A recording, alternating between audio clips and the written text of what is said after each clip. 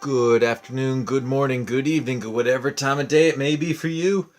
I am the Layback Gamer, and today I'm bringing you my overall impression of the Elder Scrolls Legends Return to Clockwork City expansion, specifically the cards that were introduced into this.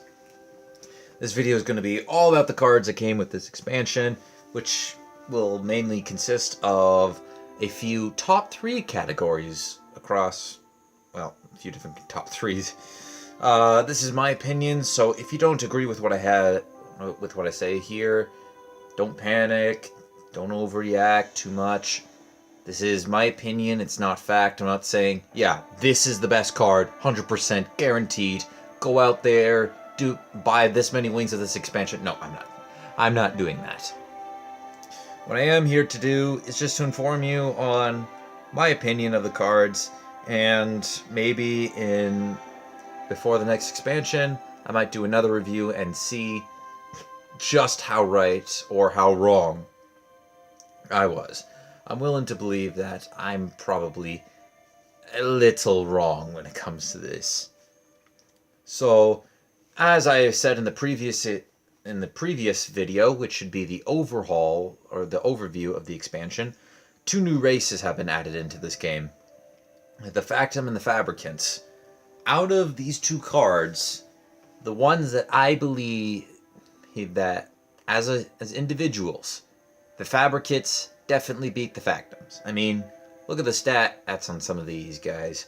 The Hunter Killers, yeah, it's not really a good example, but you can buff them up with some hand buffs, with Ancestral's Battle Axe.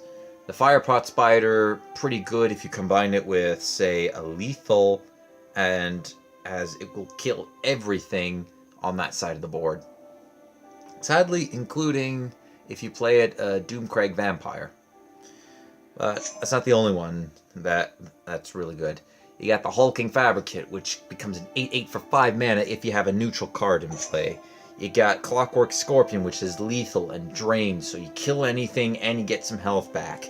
The Nyx Hound, if you got a neutral card, you shackle an enemy into place. And yeah, that's just a few examples. And their bodies too. Right? The Clockwork Scorpion has a 6/7 stat line, which is not the greatest for 6 mana, but given the lethal does account for quite a bit. It can have a lower attack base as long as it has a bit of a higher health if it has lethal, and Clockwork Scorpion does in this case. Doesn't have guards, so people can easily get around it, but it does have drain, so if you take a big hit, you can trade this guy in, get a little bit of health back, and guarantee kill on your opponent's creature, with the exception of the Black Dragon. And another card is the Nyx Hound Fabricant. 4 mana 3/3, that gets a pretty good effect if you have a neutral.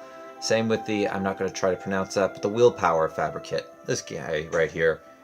I mean, you get another copy of this guy in the other lane. It's what I've dubbed it as a bit of a weaker Golden Saint that costs less and has a requirement you can fulfill at any point during the game. Pretty easy. And then we take a look at the Factums, and look at that. First one on the list, 2 mana 1/1. I wouldn't, if it was just a 2 mana 1/1, wouldn't even give this card another look. 1/1, in my opinion, is meant for a 0-cost card. Actually, oh, I don't want the core. I'm pretty sure there is, yeah. So Dwarven Spider, 0 mana 3 with guard. Nord Firebrand, 0/1 with charge. Wouldn't even play it if it was a 0 mana 1/1 with no effect, because there's better cards out there for that. As an individual, yeah, it kind of sucks. Let me just move back to Clockwork City. It definitely sucks. Even getting guard does absolutely nothing for it. Getting +2 does absolutely nothing for it. So as individuals, the Factums suck. They don't have the stats for their mana cost. However, Before I hear you guys rage in the comments, these guys are really, really good. These are only as an individual. On an individual level, they suck. As a whole, so all the Factum cards, I put those guys ahead of the Fabricates. As the Factums, with the exception of Reflective Automaton, they all buff each other. So you play one Sentry, give it 1/3. This guy still sucks, but suddenly this guy is now a 1/4, and so you get a 1/4 with lethal. Well, that's not bad, but still not pretty good. Now we'll get to a Conduit. Next we'll give it +1 and Breakthrough.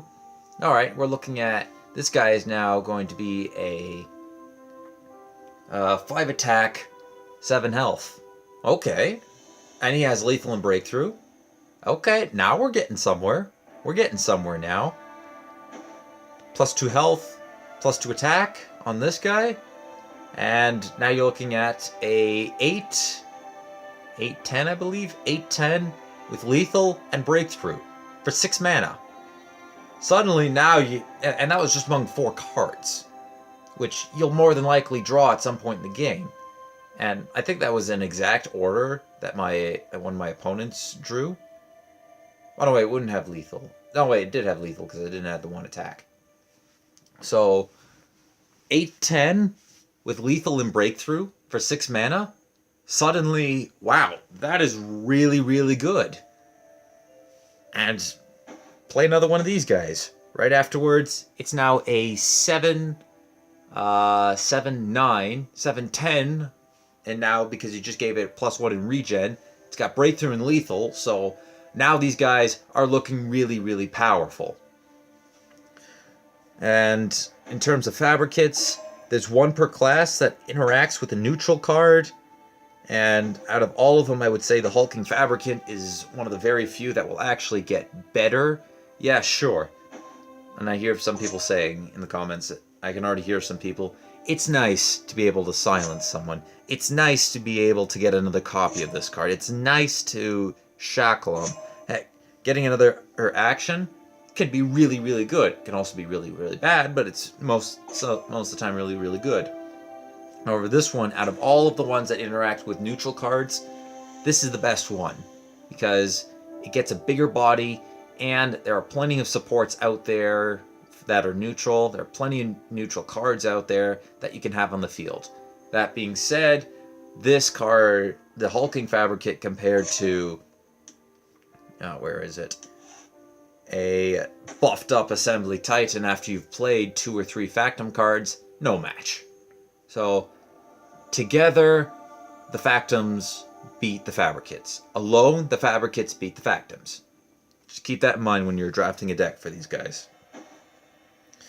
Overall, I like both races, and especially in terms of the Factums, you got to build a deck around them, because in order to successfully play them, I think you have to have all the Factum cards, and that's about 13 cards right there.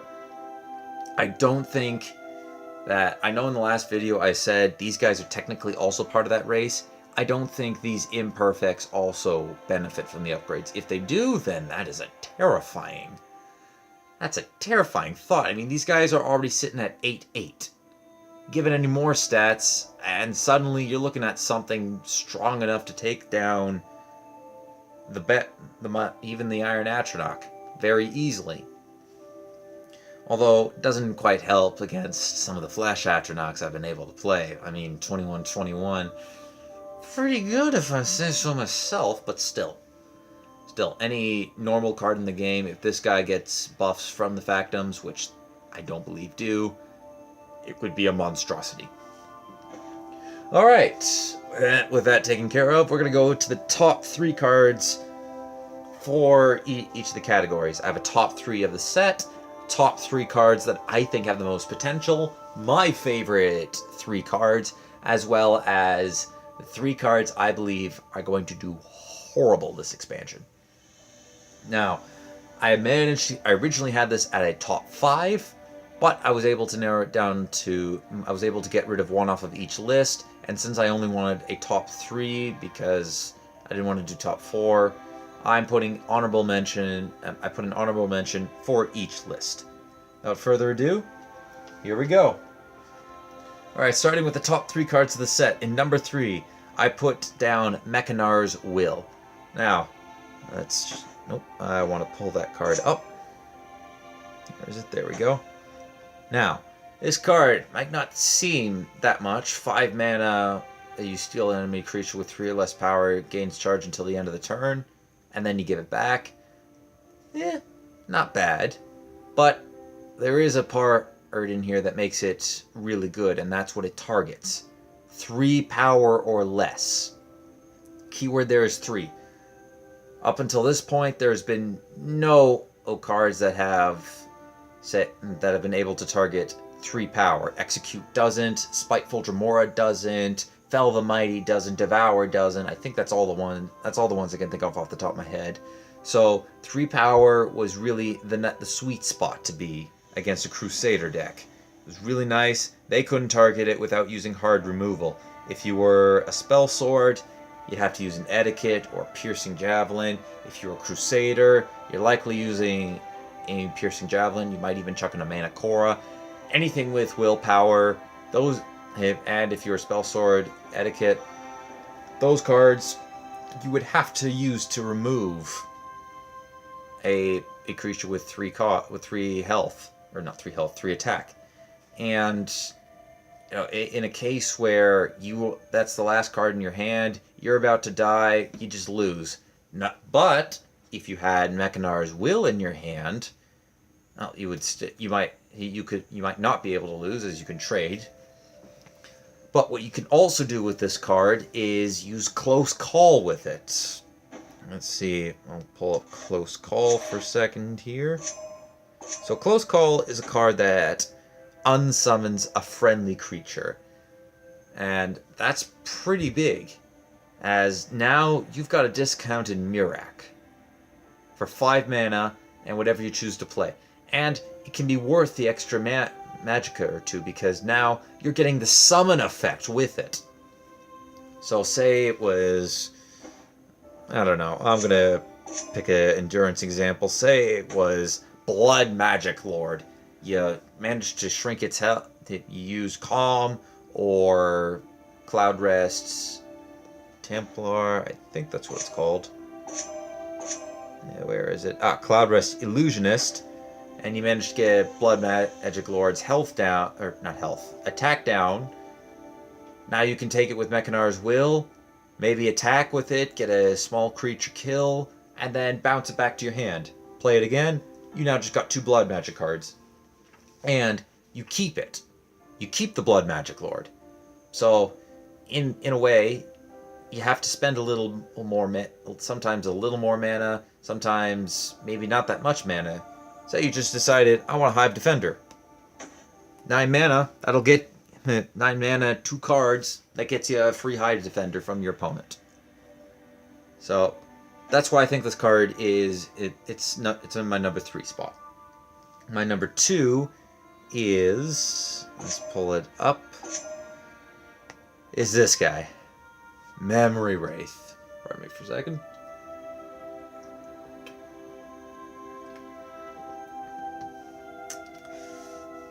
And I don't really have to go into too much detail. 5 mana, 5/5, pretty good stats. Basically, you reduce it down to 1, it's a 1 mana, 1/1. With the summon effect to banish your opponent's discard pile. Remember what I said in the previous video? Well, where is it? Oh. Gravesinger. Kind of useless, kind of useless, because you just lost all your high-cost creatures. Soul Tear, where is it? Soul Tear. Can't use that. Just lost all of them. And I remember the other one right now. Oh, Defiler. Can't use that either. Sorry. Blood Magic Lord does get a bit of a hit, but because it brings 1 back from your opponent's graveyard, potentially it could be good. Like you could bringing 2 creatures back. Obviously, yes, you want to do that. Bringing one creature back, not the most. You don't want that. You want to bring back two, but since you don't have any in your graveyard, you'll take what you can get, right? So you bring back one of your opponent's creatures.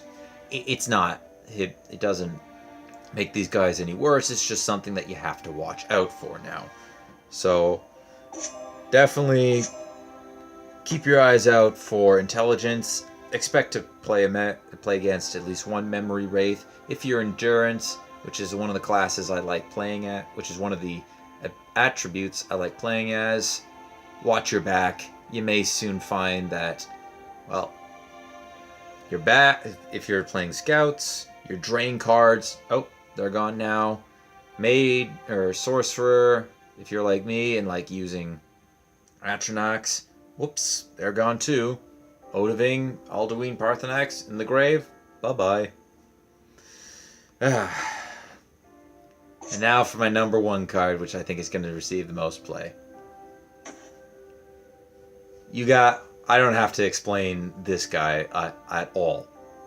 My reaction in episode 1 of the expansion basically said everything that had to be said about this card. Alright, with that out of the way, now I'm going to move on to the top. Oh, I forgot my potential. The greatest not potential. My honorable mention, Lanneth. And she made the honorable mention list because I had to think hard about it, and I realized 9 mana is a lot to get to.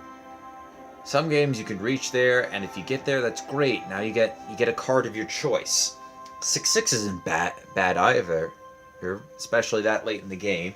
Yeah, it's not like a huge body like the Iron Atronach or the Dwarven Colossus, but it's a pretty big body. You can use it to get a couple trades in. Lanneth dies. You're most likely going to draw cards, like a card you need the next turn, or say a combo piece you may need. So say you had Child of Hircine awaiting in your hand. No, back that up. You would then want to get Unstoppable Rage, or if you had a Drain card ready in your hand, Unstoppable Rage, bam, back up to full health. So the only reason why Lanneth is on the honorables mentions list and isn't in a spot such as it isn't in my number 3 spot where Mechanar's Will is, purely because its cost is really high for what it can do. Like, it's an amazing effect, and I do believe it should be that cost. But I don't foresee it played in many decks outside of Control. It's good for me, because I like playing Control. But that doesn't always get you some games doesn't quite get you anywhere. Now, I'll be moving on to my top 3 cards with the most potential. I'll start with my number 3. I was going to say honorable mention, but I'm not going to start with that. It's actually Swims Through Storm. I think this card has some pretty good potential to be powerful. Get a creature with charge out, or something with drain, with lethal. One of the creatures I can think of right now that it'd be amazing to get would act, and I'm looking at it right now. Soul Rest Marshal. Imagine if you got this off the top and you had more hit, and because you attacked, you now have more health. So now the next card you play this turn costs 6 less, and you got that for free. Got a 4 mana, a free 4 mana, free 4 attack, 4 health minion that just discounted one of your cards in your hand by 6. Yeah, think about that for a minute there. Aside from that, not too much to say. Pretty good body, and if you get a good creature off the top of your deck, it's great. If you don't get a decent creature or what you need at the time, you kind of just lost, or not so great. My number 2 for most potential, if I could find it, it's a strength card, just a heads up. Oh, I know what it is. It's Grappling Hook, believe it or not. So, +3/+2, summon, move a creature into this lane, it loses cover. So, you can use this to snipe off minions, left, right, and center. Play this in an Archer deck, play Grappling Hook, move a creature over. You don't even have to target the creature with that has lethal on it. All you have to do is just have 2 creatures in the lane, one with lethal that can attack, grapple hooks your opponent's Iron Atronach or Dwarven Colossus or anything really huge, and you just sniped off a minion. Or you can use this to allow one of your bigger minions to go at it. Say you had a 1-mana, a 1/1 on the left, and you had a 11/11 on the right, but there's a guard in the way. Equip grappling hook to the 1/1, haul that guard over to the other lane, 11/11 punches. Oh, I won now. That's pretty cool. So that's a card that I see having pretty big potential. Can't wait to see it. Before I go on to my top card with the most potential, I want to give an honorable mention to this card. And to me, it's the most curious of them all. That's Reflective Automaton. It's a 2-mana 2/3 Factum, so nothing special. It gets benefits from Factum cards. However, it has the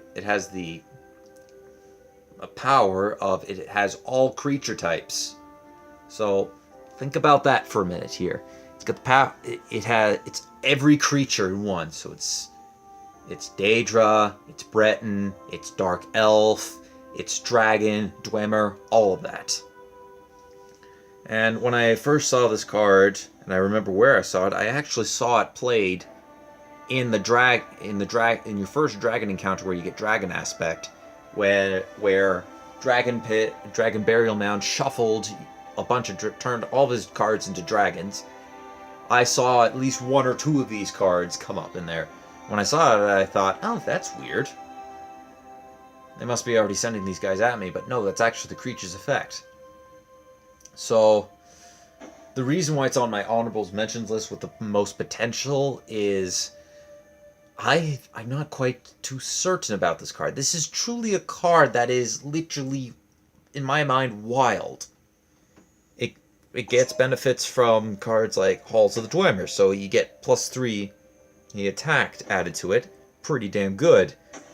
This will transform all your deck into random dragons. Your dragons cost 1 less.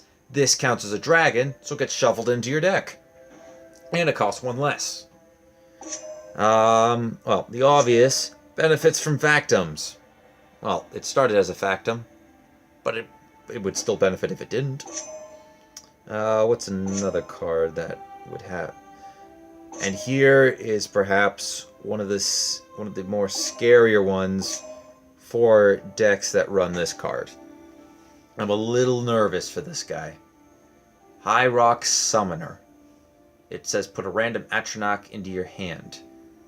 Now, I know in the phrase it says Atronach, so it might get away with it, but what if this Reflective Automaton was considered as an Atronach because it has all creature types? I don't know if the word Atronach means it searches through 3 Atronachs and puts it in, which means it has no guarantee of getting, or no whatsoever guaranteed to not get the Reflective Automaton. I'm not too sure just yet. I can't find in one of the other cards. There's a couple other cards in here that create cards. And I'm not sure where, I don't remember where they are. So I'd have to look into that later. In the meantime, though, Reflective Automaton, this guy, truly a coin flip. Truly is. I don't know if he's going to do well, if he's going to do poor. This is the one card on this list that I don't know. 100% don't know. I'm putting in this honorable mentions list because I'm curious about it. I'm curious. I'm going to try it out later. But now to bring me to my number 1 slot, it is the Endurance Legendary Galen the Shelterer. 3 mana, 3/3, summon, choose a creature or item in your hand, shuffle 3 copies of it with +3/+3 into your deck. I already briefly covered this card. There's not too much to say on this. You pick a card or an item, shuffle 3 copies into your deck. Nice. and they get +3 to +3. So if you draw an item and you needed 3 more damage, well, you drew one of the items that Galen shuffled into your deck, you're good. You get a card such as Blood Magic Lord. +3/+3 can mean the difference between killing a creature and dying to it. Going against Iron Scale Dragon, Blood Magic Lord can now kill it. Get a Grave Singer out, it now has a little more survivability. It's not going to die to 6 damage. Now you gotta pump 9 damage to kill the Grave Singer. My favorite example was the Iron Atronach. 15/15. Good luck with that. Alright, now for my personal favorite 3 cards. I'm going to start with my honorable mention. It is actually the legendary of Willpower that we got. Wherever it is, I think it's 4 mana.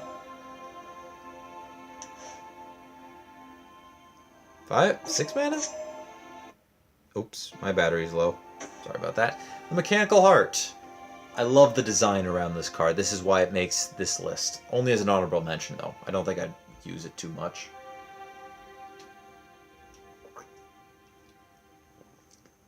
I played a Hearthstone game today, and, well, I played a couple of them. One of them was against a mage, and he has a card called Ice Block, which prevents you from taking lethal damage for the rest of the turn. And I'm really tired of seeing that card because basically as soon as I pop it, I immediately die the next turn. Because they have they're playing quote-unquote Exodia Mage, 4 Sorcerer's Apprentice, plus the magic card spell card Time Warp, which you get from a quest. And you have Antonidas, play Antonidas, 1 more spell, start the Infinite Fireball chain. And I really, really hate Ice Block. This, in my opinion, is a better designed version of Ice Block. You hit 0 health, so you can go to negative 999 health. You'll go right back to 10 health. And you get a rune. So you don't get immunity for the turn, but you do get a second chance. Key in that rune, if you get a prophecy, oh, now I held on. Now I play my Odoving. Now I play, say you're running it, Dwarven Colossus. 2 5-mana taunts, pretty good. Or, what's another good one? Say I'm holding on to 2 drain lives in hand. Well, I just drained you for 10 health. Now you're looking pretty grim. And I still have a couple creatures on the board because you were too dumb to kill them. Win-win. So that's why I like this heart. I saw all this and I saw Ice Block, came back onto this game, saw this and said, this is a much better card. I love it. And in my number 3 is, I'm warning you guys, these are all neutrals. So very weird that I ended up picking all neutrals for this favorites list. Dragon Aspect. I don't have much to say on my top 3 because they're just there because I really like them. The ability to battle a creature as if you had it power gives you extra health. So it effectively gives you the attack. You attack an enemy creature. I like that. That's a very creative concept. Good job on you guys, devs. You created a really, really good card. Excuse me. My number 2 and number 1 can be used interchangeably. I'm going to start with the one I put in number 2. That's Abandon Imperfect. So, we all know what the Awakened Imperfect is, so there's not really much to go off of. This is another treasure hunt. However, it requires 3 neutral cards. In the deck I plan on creating, which is going to be probably either Monk or Spell Sword, Dwemer, Factum. Actually, it's probably going to be Spell Sword, since I need a good Spell Sword deck, and the ones that I have, they're not working out. But you draw a neutral card, you draw 3 of them, you sacrifice this guy, summon an Awakened Imperfect in the lane of your choice. So effectively, on turn 8, you have one of these guys out. If you have one in your hand, play it down. Now you have two Now you have two Awakened Imperfects. I like the concept of this card. Good mana cost for what it can do, and for what the requirements are. Very easy to build a deck around Abandoned Imperfect. And the final one, and if you guys saw my video where I picked this out of my opponent's hand, you'll know what I'm about to pick. Give you 3 seconds to figure it out.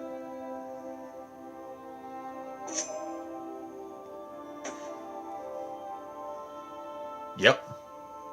That's my favorite card.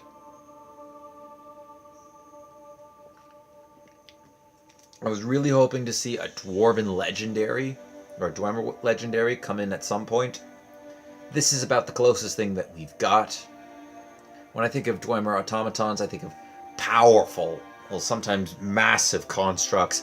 The Dwarven Colossus fits the bill perfect for what I think of an ancient Dwemer machine. 11 mana, the only, well, not the only one, the first neutral of its kind. 11/11, on par with the one mana for every mana you have 1 health, 1 attack.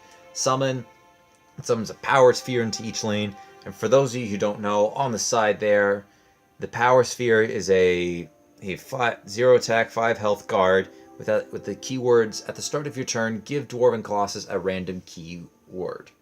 So when he gets this, I remember one fight I ended up getting. I got, I think, Breakthrough, Regen, Guard, Lethal, Ward. Might have given me another ward, but this guy was alive, and he was the reason I was able to win the fight. So, I love this card. You can bet for sure that there's going to be at least one copy right alongside the Iron Atronach. Stay tuned for that. Alright, now for the 3 worst cards in my opinion in the set. Starting at number 1, I don't even have to move anywhere. Mechanart, 8 mana, 4/4. That is horrible stats. Better have a good effect. Summon, stitch together the top creature from both decks to create an abomination and put it into your hand. Well, sometimes you get lucky. You might get Odahviing. You might get a Dwarven Colossus. You know what else you could possibly get? You could get a Nord Firebrand and if you're really unlucky, a Septim Guardsman. So I'm not sure how that would work. It might just be 0 mana, 2/3 with Charging Guard, which actually, that's not bad. I'll give it that. That one, that was a bad example. Crap, now I have to find an even worse guy. There we go. Cultist. I don't know if it keeps the effects. And say, Cultist, and you know what, we can have this as the Firebrand. I don't know if they keep the effects, or if it's just stats v stats. In which case, if it's stats, and if you just add the stats together, and don't give it any keywords or any text, the abominations just suck. I think about half the time Mechanart is going to be really good with the abomination it creates, and the other half it's going to be really bad. Knowing me, I'm probably going to get the bad luck, so it's for this reason I named this card the worst in the set. If you give it like +2/+2 somehow, then it's pretty good to play down. I mean, 8 mana, 6/6. Now you're speaking a little better. Now you're looking better. But 4 mana, 8 mana, 4/4. It's not cutting it. It's not cutting it in this one's opinion. Number 2, I'm gonna pick on strength, and I'm sorry to people who really like strength, but this card, just where'd it go? Oh, you're a 1, aren't you? No? Oh yeah, you are. I was about to say, if this is 3, this is even worse than I thought. So, Treasure Hunt, or my bad, 1 man and a Ratway Prospector. It's a Wood Elf, 1/2, treasure hunt support, item action, +5/+5. After prospect attacks, give her cover. One problem I see with this, you put a guard in the lane. Oops. I can't attack with her. I just lose her now. And later on in the game, top decking. You get this. Oh dear.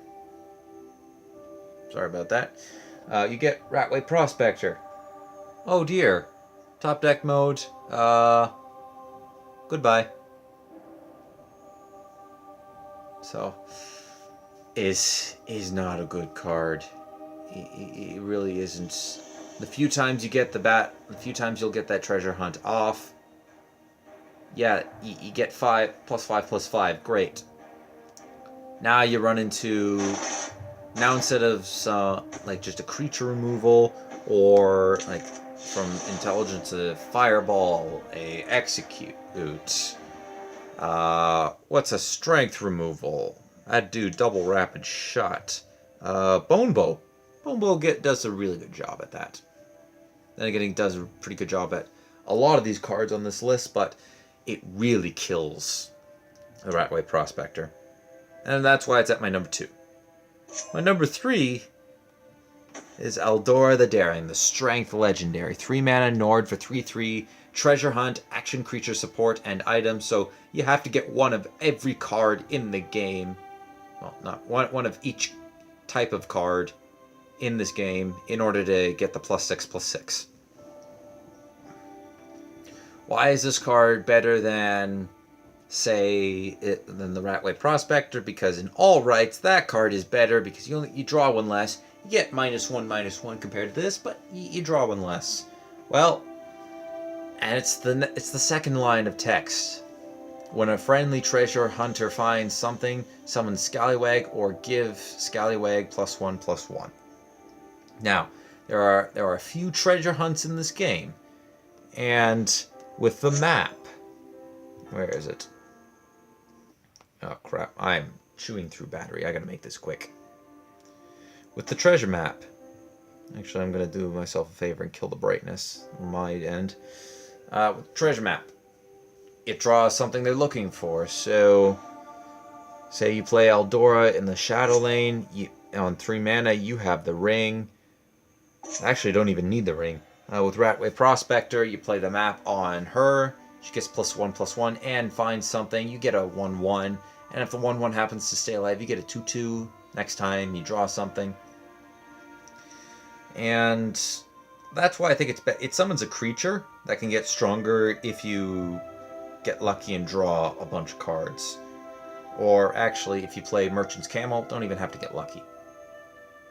So, it's not horrible, but the effect, in order to successfully get her to a 9/9, you do have to do a lot. It's not worth it. Now, my honorable mention for this one, and this is another one where many people see this as bad. I also see this card as bad. However, I see potential with it. Which card am I talking about? Reconstruction Engine. So, I do not believe this card is meant to be used at all on small creatures, such as such as what I can see right now, Pentalus Oculatus Agent, or Ratway Prospect. I don't think it's meant to be played on them. I think it's meant to be played on the big boys here. We're talking Odahviing, the Colossus, Parthenax, Awakened Imperfect, Alduin. Those cards like that. Heck, even over here. I'd actually play this on the Iron Atronach. Or, where is it? Or Nagalihev. Play it on them because they can't target it with actions. So I see it in a Spell Sword deck. For certain. And you would just give them small debuffs every now and then. No, I didn't want to select that. Oh crap! Oh no, there it is. You would just give them small debuffs, and you summon a reconstructed spider, which I believe is a Dwemer.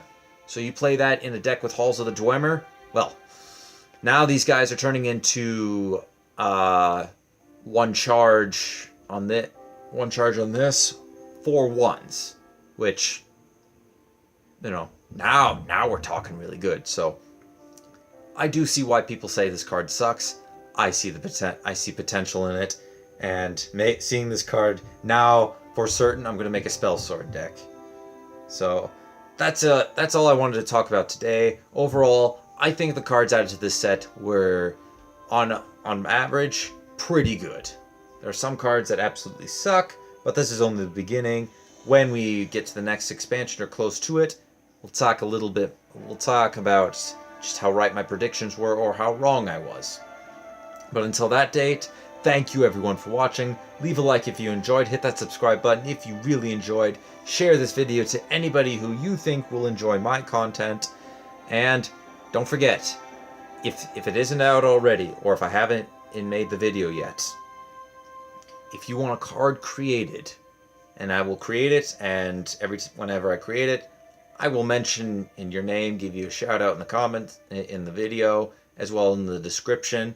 Suggest a card on either Hearthstone or Elder Scrolls Legends that you want me to craft. I'm doing pack openings for both games to celebrate Hearthstone's Kobolds and Catacombs expansion. So, you guys want me to craft a card just for you? Hit me up in the comments section. I'll make sure to give you guys a shout out. For now, though, thank you for watching. Have a good day.